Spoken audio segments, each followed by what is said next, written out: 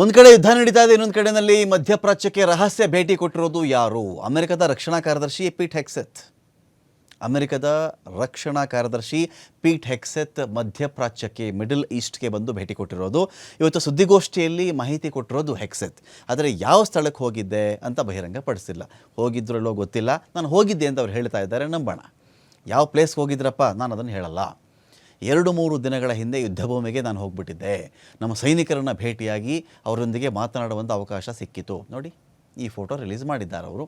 ಕಳೆದ ಶನಿವಾರ ಸುಮಾರು ಅರ್ಧ ದಿನ ಅವರ ಜೊತೆಗೇನೆ ನಾನಿದ್ದೆ.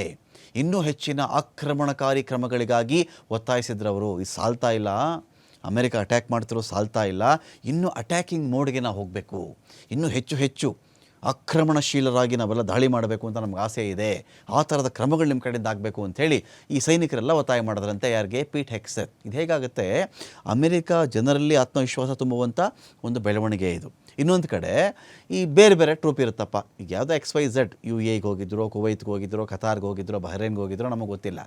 ಎಲ್ಲೋ ಒಂದು ಕಡೆ ಈ ಥರ ರಕ್ಷಣಾ ಕಾರ್ಯದರ್ಶಿನೇ ನಮ್ಮಲ್ಲಿ ಬಂದು ಹುರಿದುಂಬಿಸ್ಬಿಟ್ರು, ನಮ್ಮ ಜೊತೆ ಊಟ ಮಾಡಿದ್ರು, ಅರ್ಧ ದಿನ ಜೊತೆಗಿದ್ದರು, ನಮಗೆ ಬೆಂಬಲವಾಗಿ ಅವರು ಇದ್ದಾರೆ ಎಂದಾಗ ಇತರೆ ಮಿಲಿಟರಿ ನೆಲೆಗಳಿದೆಯಲ್ಲ ಅಮೆರಿಕದ್ದು, ಅಲ್ಲೆಲ್ಲ ಒಂದು ಹೊಸ ಹುಮ್ಮಸ್ಸು ಬರುತ್ತೆ, ಹುರುಪು ಬರುತ್ತೆ. ಕುಗ್ಗಿ ಹೋಗ್ಬಿಟ್ಟಿರ್ತಾರೆ ಅವರು, ಕ್ಲಾರಿಟಿ ಸಿಗ್ತಿರಲ್ಲ.